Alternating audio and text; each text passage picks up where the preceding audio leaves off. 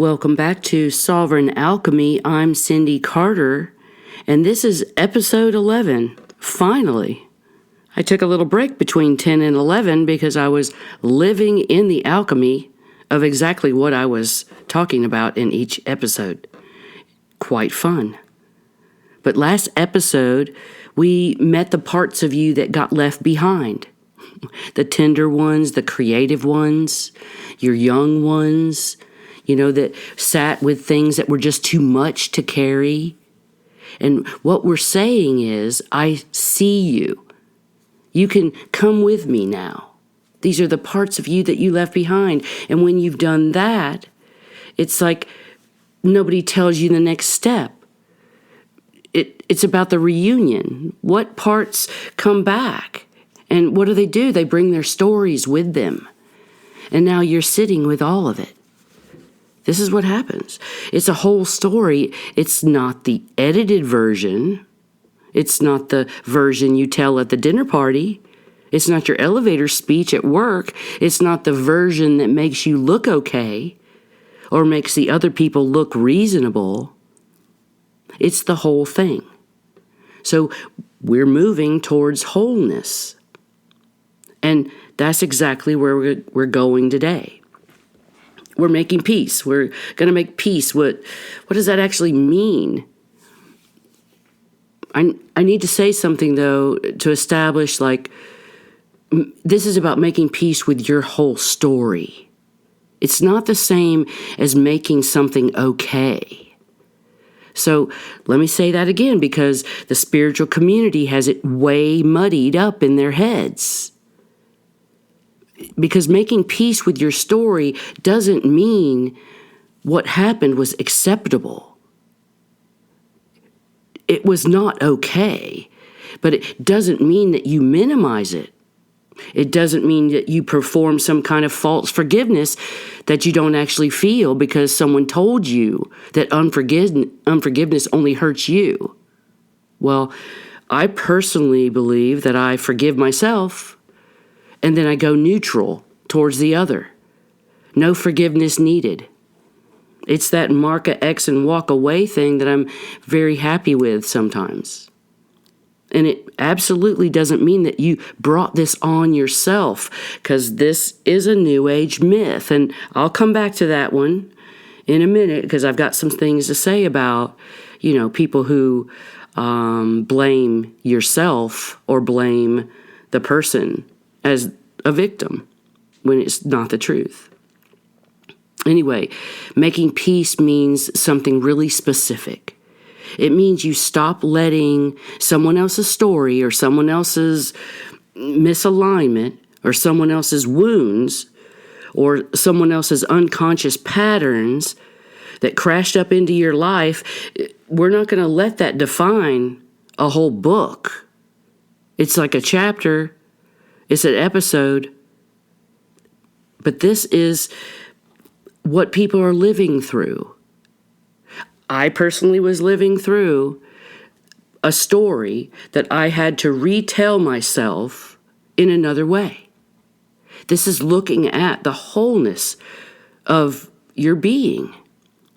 So I'm going to tell you about somebody that's been doing the work and genuinely in the work, She burned up in calcination and things got real exposed. And she sat in the fire, but she didn't run from it. And she softened up in the disillusion part. And she let the grief and the new understandings move through her. But she stopped performing the dance. And she picked up that blade of discernment we talked about in separation. And she started sorting what was hers from what was borrowed, and started interrupting that little trance, little by little by little. And she began meeting parts of herself, in conjunction, just like I was. She stopped the exile of certain parts of herself and said, every part of me is welcome here. That's hard. When you've been betrayed, how do you allow the betrayal to sit before you? You do this knowing that you are inviting your whole self. But then something happened as she was working on her boundaries and her acceptance of self, feeling pretty good about it. It wasn't one thing that happened, it was several things. She started getting red flags, and they arrived right on time. They were spaced out enough that each one felt manageable on its own. Well, that's a red flag, but then, something in the mind allowed it to settle. It was explainable. It was understandable. And then maybe she started thinking that maybe she was misreading the situation. And she gave herself space for that. But she thought, maybe I'm being too sensitive. Nah. Does that sound familiar? Because we all can take from an experience like that. Because she had done the work. And she had built up all this awareness, and her discernment was genuinely developing. And she was gaining all these compassionate boundaries for herself. But it still took multiple red flags before she acted on it. And then she realized that this is not failure. Because this is how integration actually works in a real human body. It's understanding a boundary that's intellectually happening. You can understand it in your mind, and you can know that something's wrong. And then feeling that boundary, activating your nervous system under real pressure, those are totally different things. So it's the body that needs to build up this precision. It's not automatic. It may take several exposures. It's repeated exposure to the signal before it trusts itself enough to move on with it. So she wasn't being slow to it. Or I wasn't being slow to it either. I thought I was at one point. I said, when is this going to end? Well, it ended in about 4 weeks for me. It only took an afternoon for her in this instance. She wasn't being weak. She wasn't in denial. She was integrating in real time. Hers was in one afternoon. Mine was in 4 weeks. These happen over real conditions in the moment. This is where the real work is done. And when she finally moved on it, she moved with clarity and with groundedness. And she remembered her basic ground rules, and she kept them intact. Not from anger or not from accusation, and definitely not from victimhood, but from alignment with herself. That's conjunction, doing exactly what it's designed to do. So let's look at this New Age narrative that we need to dismantle. It's large, and it's in almost all circles. It's in Native American teachings. It's in all kinds of teachings. Because in certain spiritual circles, when something like this happens to somebody, there's a response that gets offered as wisdom. And it kind of sounds like this. You attracted this. You manifested this experience. Look within you to see what called it in. What did you do to create this discord? What happened inside you? So, okay, I'm going to be really clear. That's not wisdom. That's spiritual bypassing that looks kind of like accountability. And it causes a lot of harm in people who are already carrying enough. You don't need to put that on someone. So here's what is actually true. We live in a shared field. And it's busy, and it's complex, and it's chaotic as hell, but it's a field of other people's unconscious patterns, unhealed wounds, agreements, all kinds of misaligned choices, and then automated behaviors running completely below the consciousness level. And you're going to bump into that field unless you live in an ashram. You didn't manifest this betrayal. You didn't attract this charlatan. You didn't create this violation by having an unhealed wound that somebody invited in it. You encountered another person's misalignment while living in a world absolutely full of it. Misalignment, swimming in misalignment. Now, what you do get to work with is what you do when it arrives. This is where the real work is. How quickly your nervous system recovers. How cleanly that you can name what happened. Can you clearly and precisely explain what happened without all the emotion? And you can establish your basic ground rules that have been violated, and you can act from that clarity. That's sovereignty. You're not immune from the field. You're creating precision within the field. That's a technical way of saying, take your harmony to Walmart. Same thing. So let's talk about the cellular level. You know I love that. Let's talk about what happens in the body when we're in the middle of some kind of unresolved story. Well, your nervous system doesn't distinguish between a memory of betrayal and a present moment threat of betrayal, or whatever it is.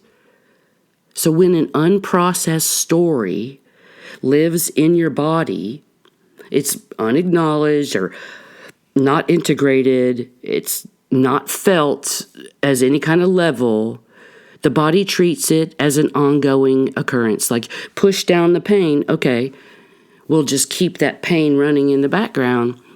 What does that do? It elevates your cortisol. It makes you chronically assessing your faults. The nervous system always braces for some kind of impact, not because you're weak, but because the body is really loyal to your soul. It holds what the mind was not ready to process. It keeps the record for you. It waits, it's patient. And here's what making peace with your whole story does at the cellular level. When you finally turn toward the story with honesty or with compassion for yourself, without bypassing all the hard parts, you look at it clearly. Well, the nervous system receives a signal it's been waiting for. And it says, I see it now. I'm not going to look away. I'm here. Awareness abounds. And something in the body actually exhales.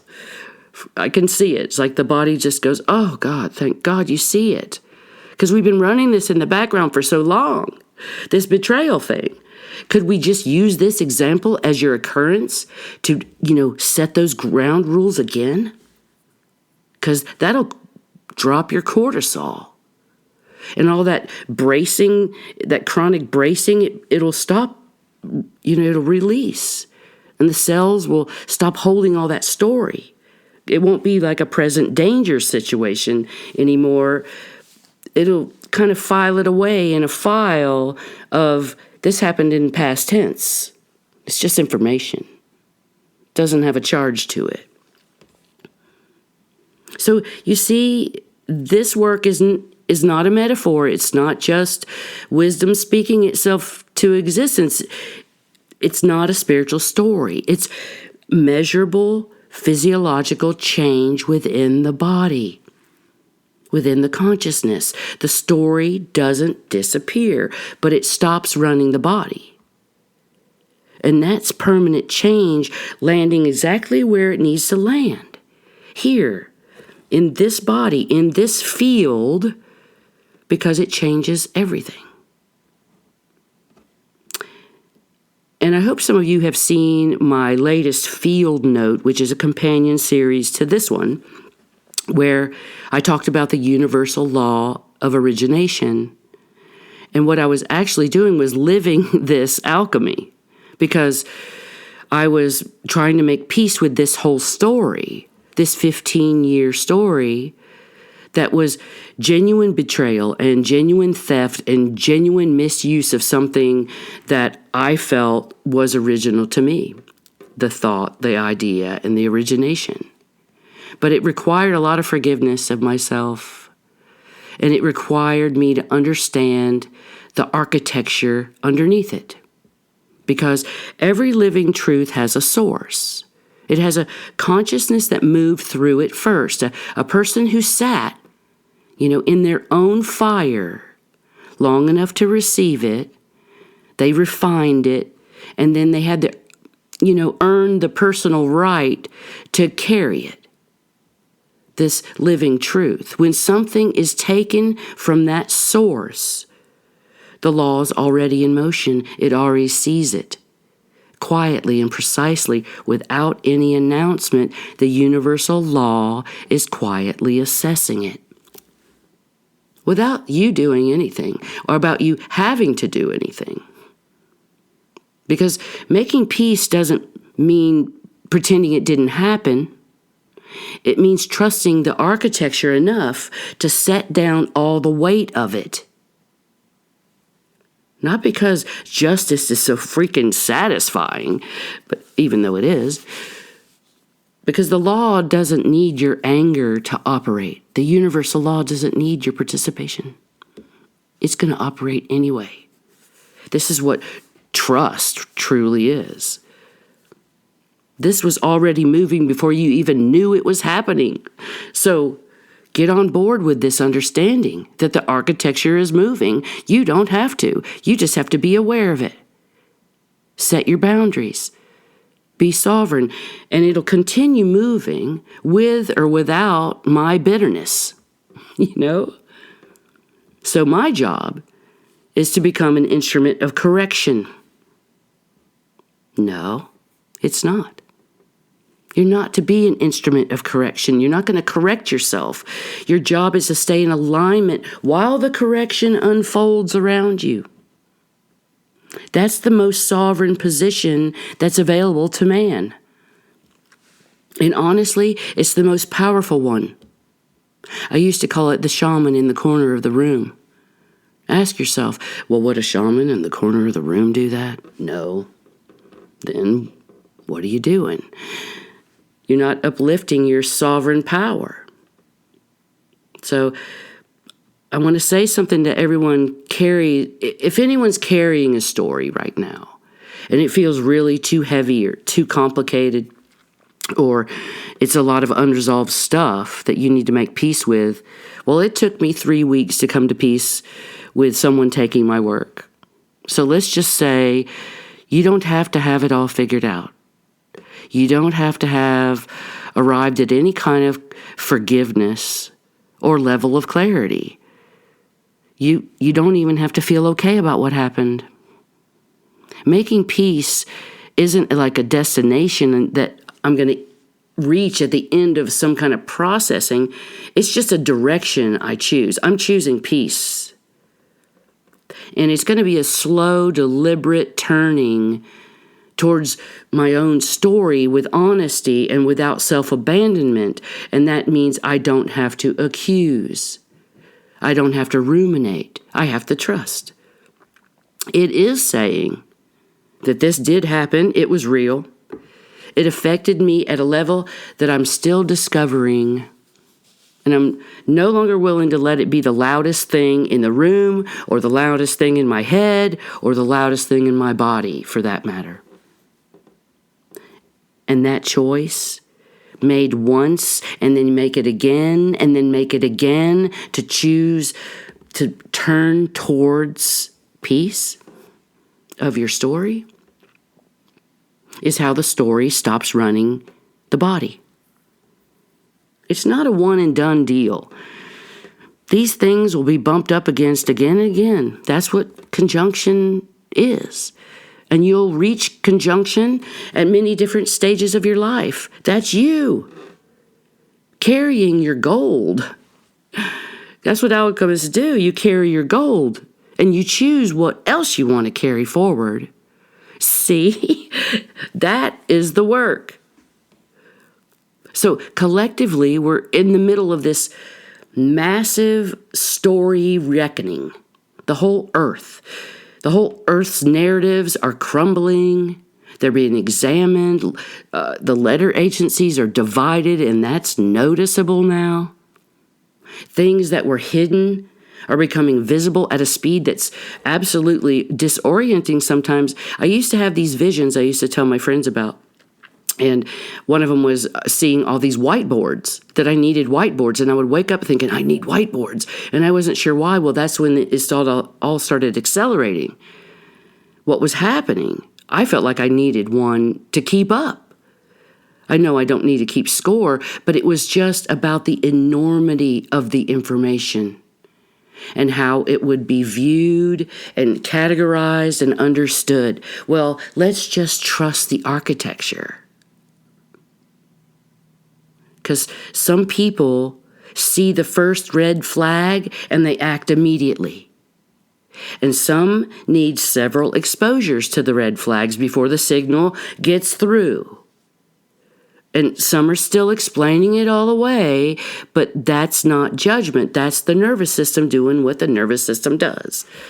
It's building up that precision I was talking about. And it's trying to do it at a pace that you can manage. It's building upon its own understanding of itself.